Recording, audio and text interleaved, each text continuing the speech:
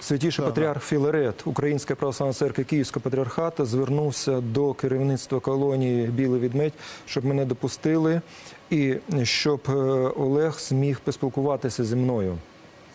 Коли ми приїхали, це було несподівано для всіх. Перший день дуже тяжкий був, намагалися цю зустріч не допустити.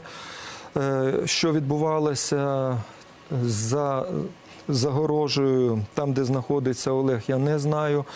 Але на вечір Олег написав прохання до керівництва колонії про те, що він хотів би зі мною зустрітися.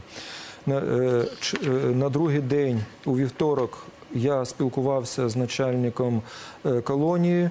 Ми спілкувалися десь 40 хвилин. Мені повідомили через те, що я не маю певних документів, які потрібно подати згідно 14 статті, пункт 4 Кримінально-ісправительного кодексу, то я не можу його відвідати.